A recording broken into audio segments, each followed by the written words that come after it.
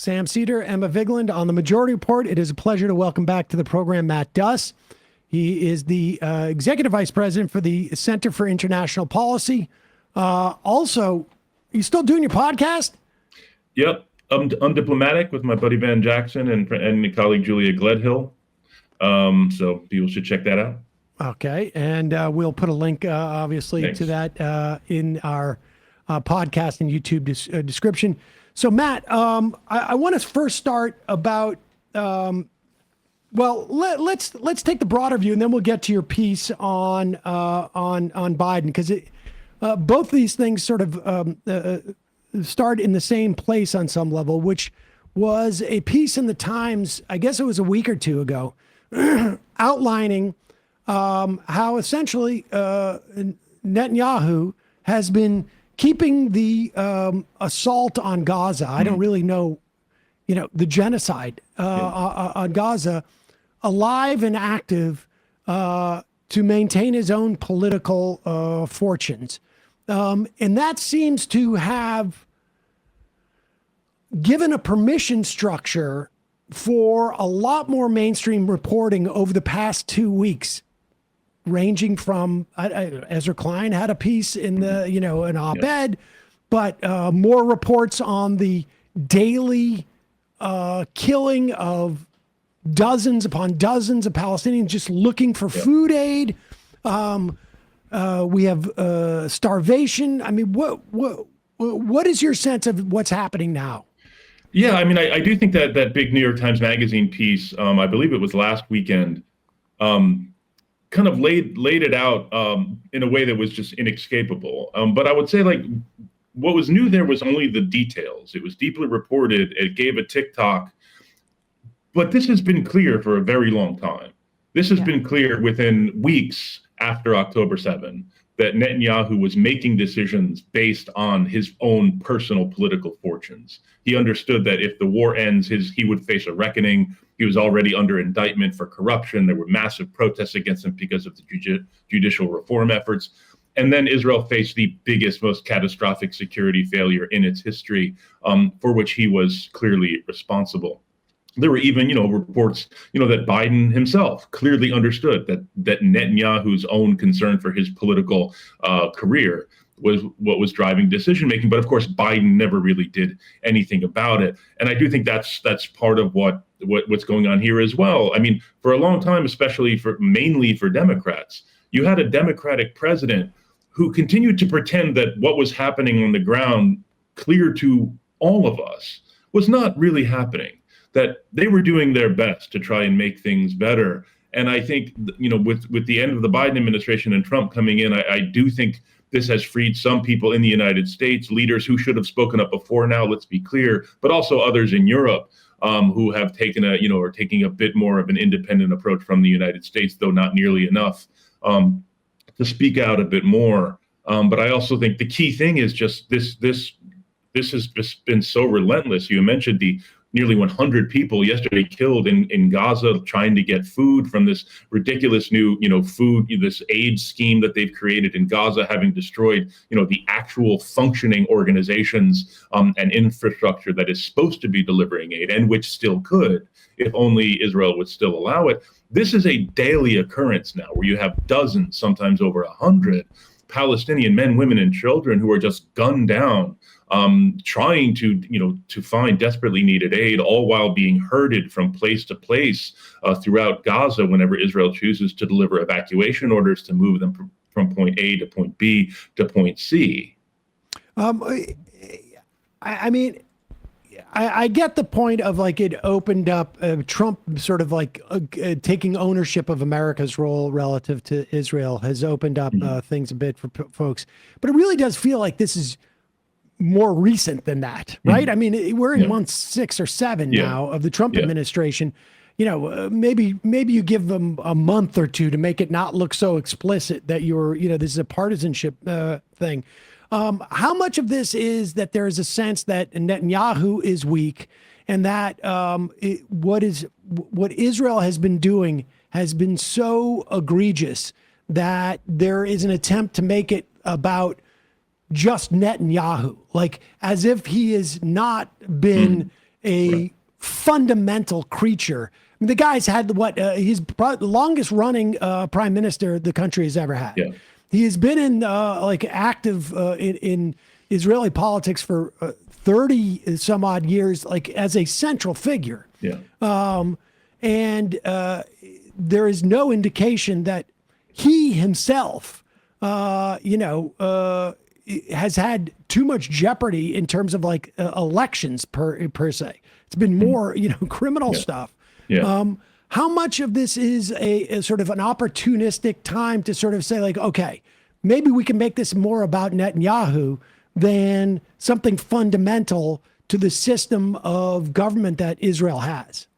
Yeah, I don't know if I mean, there's always been an attempt to kind of make this about Netanyahu. I don't know if that's necessarily new. I mean, if you go back to Chuck Schumer's speech on the floor of the Senate over a year ago, I mean, that was, he kind of came out and said Netanyahu is a problem. Israel needs new elections. It needs new leadership. And of course, Netanyahu is a particularly, in many ways, uniquely pernicious figure, not just in Israeli politics, but I would argue in global politics.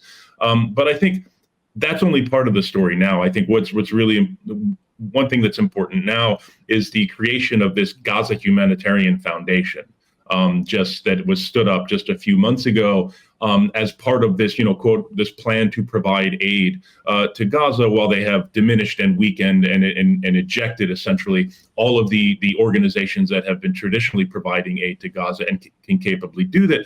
Because people should understand, and I think many people do, humanitarians certainly do understand, professional humanitarians who work in these conflict regions understand that the Gaza Humanitarian Foundation is not about providing aid. It's about using aid as a weapon, denying aid over here and providing aid over there to get people to move from here to there in order to corral them inside essentially what are concentration camps.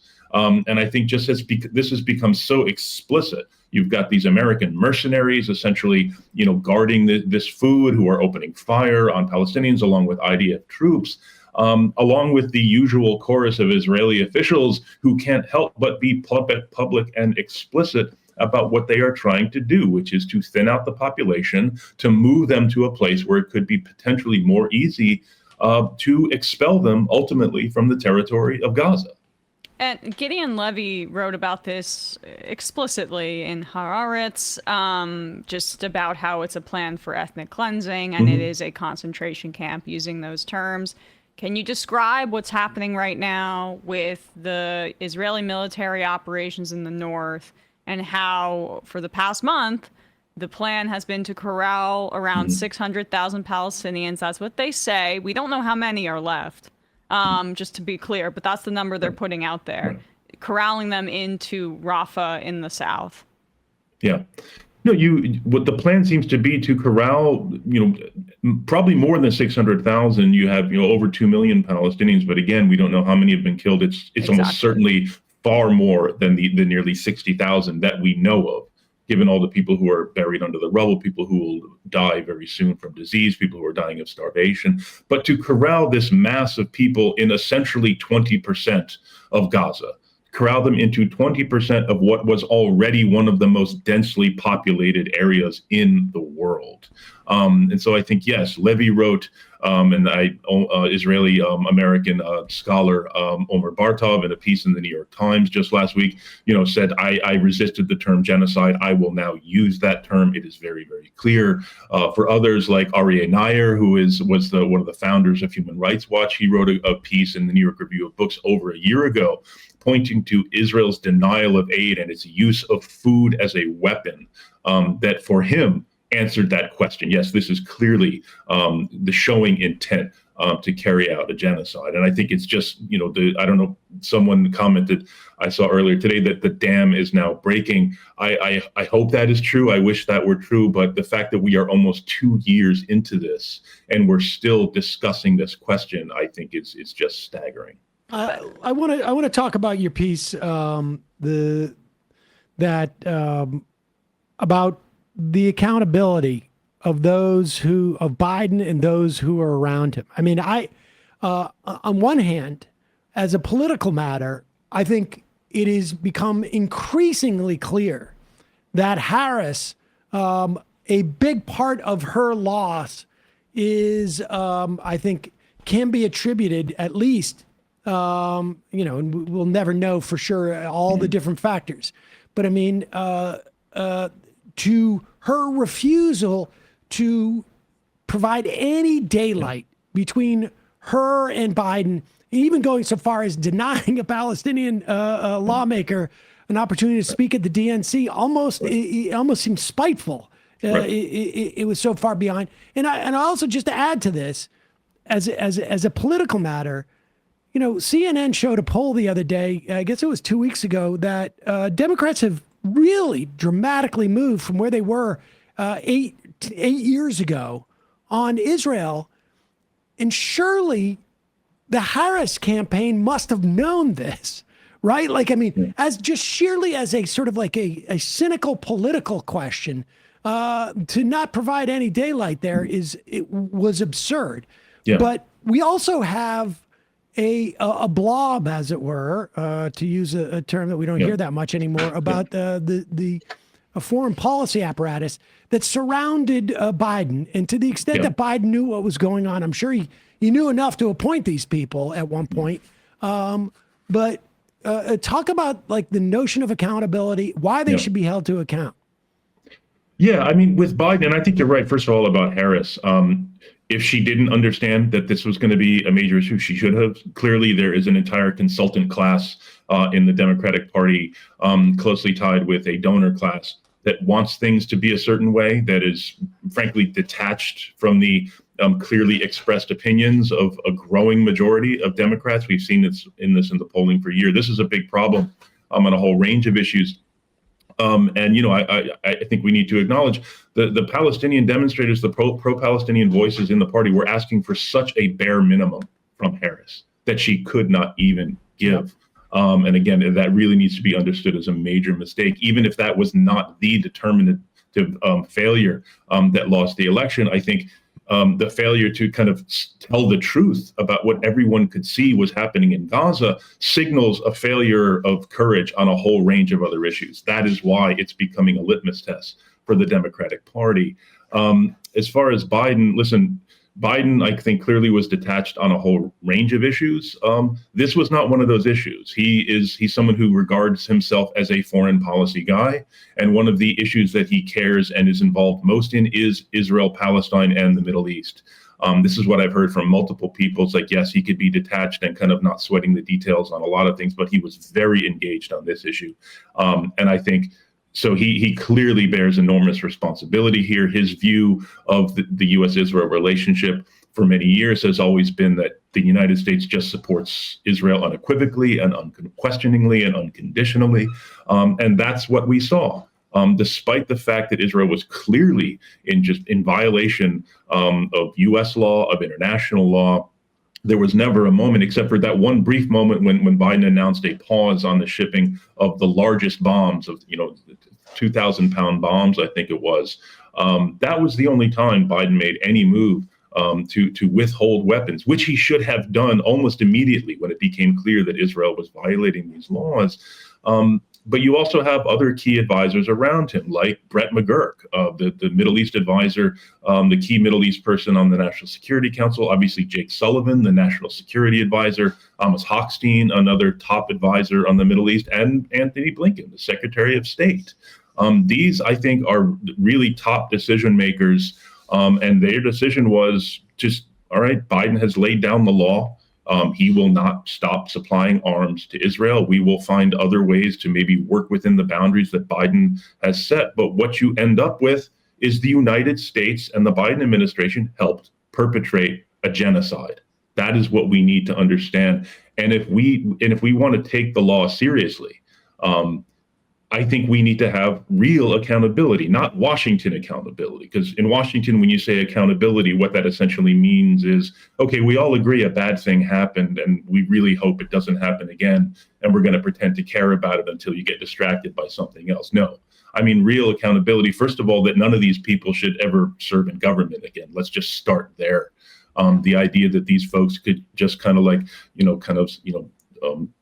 slink back into public life and into positions of authority. I don't, have any, doubt that it's already happening and it will happen. But I do think we need to be having a conversation about what it really means to press these people for answers about what they knew and when they knew it. And this is part of what my article was about. It's not just that they continued supplying arms when it was quite clear what Israel was doing, that civilian suffering was not an unintended consequence of Israel's policy. It is part of Israel's policy, and they knew this, but they continue to mislead the American public and the global public about this. You can point to John Kirby and all these other spokespeople who are constantly pressed on these questions, and they're like, oh, we're not really seeing evidence of that. No, yeah, too many Palestinians have died, which is a formulation I cannot stand, as if there's some kind of acceptable number of Palestinian civilians who could be killed, and we have now exceeded that, and that's a bad thing. Their whole approach to this was essentially a disinformation campaign about what was really happening in Gaza, so that they would not have to really confront the question of ending military aid. And we know now what their understanding was contemporaneously. Because Matt Miller has come out and conceded that. One of the spokespeoples. So what would be, what are the mechanisms for something like this? Like, how do you say, the voting public is just not, with all due respect to them and us, just not that savvy. The number of Americans who would know the name Brett McGurk is probably, too small to count. And, what's the difference between Phil Gordon and Brett McGurk? It's a big one. It's a big one, but I'm saying nobody would know that. Right. Phil Gordon being Harris's primary foreign policy advisor and one of the architects of the Obama nuke deal. What is the mechanism to sort of do this, or is it like one of these inside? Like, is it just in your world, and how do we help with that project? Right now, let's just say if we had an actually functioning Congress, I think this is the kind of thing that Congress would be doing oversight on. You would have had hearings on this, pressing these officials well over a year ago, given that because every time they want to supply new weapons to Israel, they have to they're essentially saying that we judge that Israel is not in violation of U.S. laws, and that was a lie.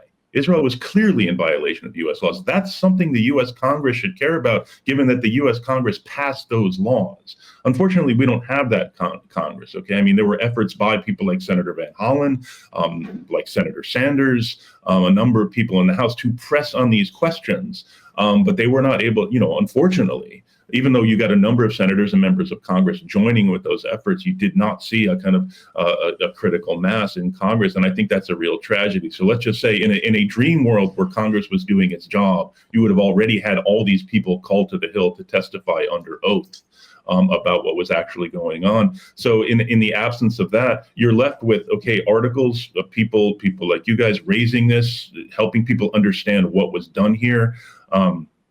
Just raising as much as possible public awareness and awareness in the policy establishment about what these people did and what they're going to carry with them, because we will not be done with this in our lifetimes. I need people to understand that the tail of this catastrophe will be very, very long. We will be dealing with the consequences of this, for a very, very long time. What is Brett McGurk doing these days? Well, he's a CNN contributor, and he's also an advisor at Lux Capital. It's he decided to just play right into the every worst stereotype of a corrupt Washington official, and just roll right out of the White House into a well-paid CNN gig, and working for a capital advisor account. Meanwhile, the head of Lux Capital, a few weeks ago, as Israel had launched its war on Iran, was dreaming about all the investment opportunities in a new Iran. So that's Brett McGurk. Weren't they also like talking about we'll get in on this venture for new hotels in Gaza? I hadn't seen that, but that doesn't surprise me. That is very much in keeping with just how ridiculous these people are. Horrible. Well, Matt, Duss, we will link to your piece in the is it Foreign Policy? Foreign Policy magazine. Yeah. And appreciate your coming on and talking to us about it. Yeah. Thanks, Sam. Hey, folks, don't forget to hit the subscribe button and check out our daily show. We do it every day at 12 p.m. Eastern for about 2.5 hours. We even take phone calls. You should check that out.